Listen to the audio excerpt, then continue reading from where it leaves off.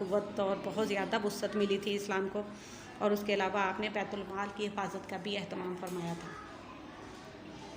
और no doubt अगर अदल इंसाफ के हवाले से बात करें तो वो जैसे मैंने पहले जिक्र किया है कि वो तो पहले भी तीनों खुलफाए राशिदीन के दौर में आप रज़ी अल्लाह ताला अन्हु के पास ही था तकरीबन, क्योंकि चीफ़ जस्टिस का ओहदा सबसे बड़ा होता है ना। अगर हम अदालत की या कोर्ट की बात करें तो सबसे जो हाईएस्ट रैंक है वो चीफ़ जस्टिस का होता है, जिसकी बात मानी जाती है, जिसकी राय को आखिरी राय तस्लीम किया जाता है।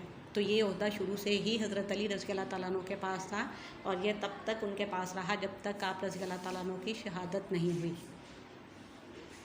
यानी लोग इस कदर एतमाद करते थे आपके अदल इंसाफ पर और इस कदर उनको यकीन था कि आप कभी भी उनके साथ नाइंसाफ़ी नहीं करेंगे, कभी किसी का हक़ नहीं मारेंगे, कभी किसी के लिए के ऊपर जुल्म नहीं होने देंगे। आप रज़ी अल्लाह ताला अन्हु को 47 हिजरी 19 रमज़ानुल मुबारक को कूफा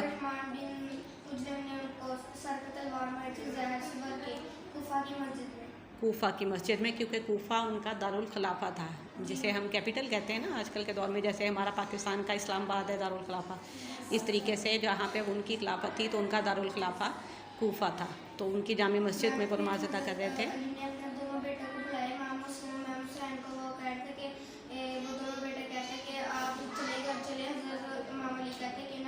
अपने बड़े बेटे को इमाम हसन को कहते हैं कि ना वो तुम नमाज कायम करवाओ, उन्होंने नमाज कायम करवा के उनको घर ले गए थे। बिल्कुल। और फिर उसके नतीजे में उनकी 21 रमज़ानुल मुबारक को शहादत वाक़या हुई थी। 19 रमज़ानुल मुबारक को ज़ख्मी हुए थे, 2 दिन के बाद उनकी 21 रमज़ानुल मुबारक को वो शहीद हो गए थे और उनका नमाज जनाजा हज़रत हसन रज़ी अल्लाह ताला अन्हु ने खुद पढ़ाया था। और हज़रत अली रज़ी अल्लाह ताला अन्हु की आखिरी आरामगाह जो है वो इराक़ के शहर नजफ़ में है, उनकी आखिरी आरामगाह।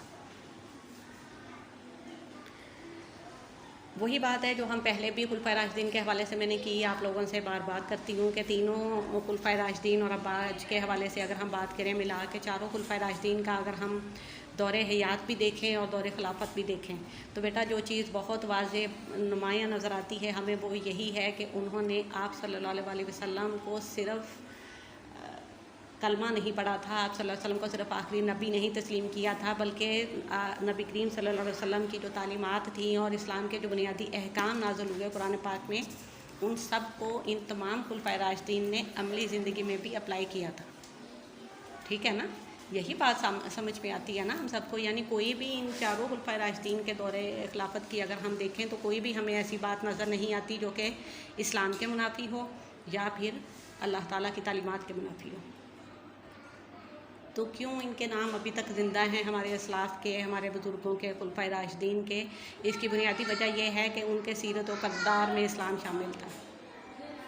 उन्होंने इस्लाम को अपने अमली तौर पर अपना के दिखाया, उसको बाकायदा इम्प्लीमेंट करके दिखाया कि किस तरीके से मुआशरे चलते हैं, किस तरीके से इस्लाम की या किसी भी मज़हब की जो बुनियाद है वो किस तरीके से रखी जाती है और उसको किस तरह से लेके चला जाता है। ये आजकल के दौर की बहुत बुनियादी ज़रूरत है। ठीक है, आप कोई क्वेश्चन आपके माइंड में हो तो पूछ लें। आपको पता है रबीउल अव्वल का महीना भी शुरू हो गया है माशाल्लाह से। नेक्स्ट हमारा टॉपिक इंशाल्लाह 12 रबीउल अव्वल पे ही होगा, ईद मिलादुन नबी पे करेंगे।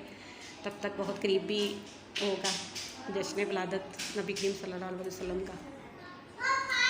आज के लिए हम अपना टॉपिक ख़त्म करते हैं बेटा, इस दुआ के साथ कि अल्लाह ताला आपको दुनिया और आखिरत के हर इम्तिहान में कामयाब करे और आपको सिरात मुस्तकीम पर चलने की तौफीक अता फरमाए। आमीन या रब्बुल आलमीन।